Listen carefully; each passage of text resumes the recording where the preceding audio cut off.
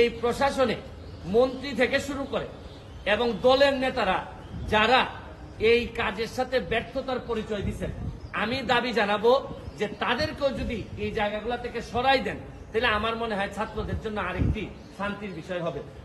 প্রথমেই যারা এই ঘটনাতে বিভিন্নভাবে নিহত হয়েছেন তাদের আত্মার মাগফিরাত কামনা করতেছি। আমরা সবসময় এইসব বিষয় নিয়ে প্রতিবাদ করেছি।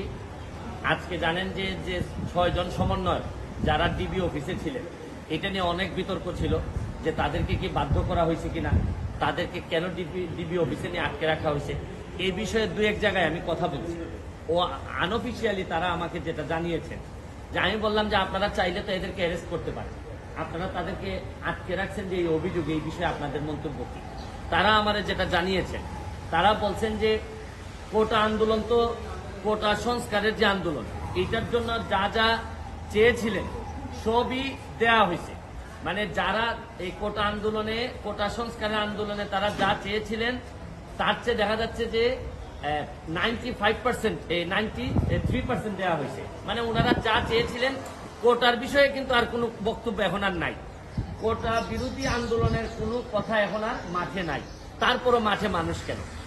তাইলে কোটার পরে যে আন্দোলন চলতে পারে, এটা হচ্ছে কি, আমিও বলছি যে এই আন্দোলনে আমার তো আপনারা সাথে নেন, যদিও সাথে নেন কোনটা, এটা হচ্ছে এই আন্দোলন করতে গিয়ে যারা নিহত হয়েছেন, যারা আহত হয়েছে, তাদের এই প্রক্রিয়াতে কার কার দায় আছে, ভুল হয়েছে কিনা, পুলিশ কি এক্সেসিভ ফোর্স ব্যবহার করছে কিনা, পুলিশ কি এই আম যারা তাদের ব্যাপারে গুলি করতে পারে কিনা, এগুলা নিয়ে আপনাদের আলোচনা হইতে পারে, বিচারের আমরা আদালতের দ্বারস্থ হইতে পারি। এখন হচ্ছে গিয়ে এই প্রক্রিয়া। এবং আপনারা জানেন যে কমিশন অলরেডি রংপুরে যাবে, এটার প্রক্রিয়া শুরু হয়েছে। মাননীয় প্রধানমন্ত্রী বলছেন যে এই তদন্ত প্রয়োজনে জাতিসংঘ এসে এটা করুক। আমি এটাকে সাধুবাদ জানাই। এবং আমি আরেকটা কথা বলতে চাই, আপনাদের বিচারের প্রক্রিয়াতে না গিয়ে আপনারা যদি আন্দোলন সংগ্রাম এবং ভাঙচুরে যদি আবার জনসাধারণের শৃঙ্খলা নষ্ট হয় এরকম কাজে যদি জড়িত থাকেন, তাইলে তো রাষ্ট্রের এবং সরকারের এটা রক্ষা করতে গিয়ে আবার শক্ত অবস্থানে যেতে হবে। এর মানে কি দাঁড়াচ্ছে? আমি স্পষ্ট বলছি যে কোটা সংস্কার আন্দোলনে আমরা একমত, যারা নিহত হয়েছে, আহত হয়েছে, তাদের ব্যাপারে আইনি ব্যবস্থা নিতে আমরা একমত, আমরা সাহায্য করতে চাই। কিন্তু এই আন্দোলনটাকে যদি আপনারা মনে করেন, যে এখন আপনারা সরকার পতন করবেন, আপনারা মাননীয় প্রধানমন্ত্রীকে কোনোভাবেই দেখতে চান না, তাই এই আন্দোলনে তো আমরা সব একমত না। এটা আমি বারবারই বলছি যে আমি ব্যারিস্টার সুমন, আমি একজন স্বতন্ত্র এমপি হিসাবে আমি তো আমার পতন চাইতে পারি না কারণ ছাড়া, বা আমার বিরুদ্ধে অভিযোগ ছাড়া। এখন সরকার পতন মানে তো আমারও পতন আমি চাই। এখন প্রশ্ন হচ্ছে কি, কোটা আন্দোলনের জন্য আসছিলেন, আপনারা সফল হয়েছেন এবং এটা মানতে বাধ্য হয়েছে সবাই, এটা আদালতের মাধ্যমে আসছে। এখন আপনারা বিচার চাইতে পারেন যে কোন কোন জায়গায় অন্যায় হয়েছে।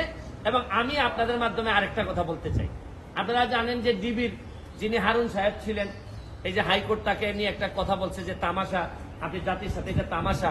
এরপরে কিন্তু সরকারের একটি, আমার কাছে মনে হচ্ছে যেটি ভালো দিক, যে পরের দিনই কিন্তু তাকে এইখান থেকে সরাই দেওয়া হয়েছে। আমি মাননীয় প্রধানমন্ত্রীর কাছে আমি একটা দাবি জানাবো, এটা মনে করি যে আমি সাধারণ ছাত্রের পক্ষে আমি দাবিটা জানাইতে চাই। এটা হচ্ছে গিয়ে যে এই প্রক্রিয়ায় হারুন সাহেবকে যেভাবে সরাই দেওয়া হয়েছে, এই প্রশাসনে মন্ত্রী থেকে শুরু করে এবং দলের নেতারা যারা এই কাজের সাথে ব্যর্থতার পরিচয় দিচ্ছেন, আমি দাবি জানাবো যে তাদেরকেও যদি এই জায়গাগুলো থেকে সরাই দেন, তাহলে আমার মনে হয় ছাত্রদের জন্য আরেকটি শান্তির বিষয় হবে। আমরা তো এই জীবনগুলো ফিরাই আনতে পারবো না, যে জীবনগুলো মারা গেছে। অন্তত তাদের আত্মার শান্তির জন্য আমরা যে সব জায়গায় এই ব্যর্থতা আছে, এই মানুষগুলারে যদি আমরা সরাই দেই, তাহলে আমি মনে করি দল, দেশ, ছাত্ররা যারা আন্দোলন করতেছে তাদের জন্য, তাদের পরিবারের জন্য একটা শান্তির বিষয় হবে বলে আমি মনে করি।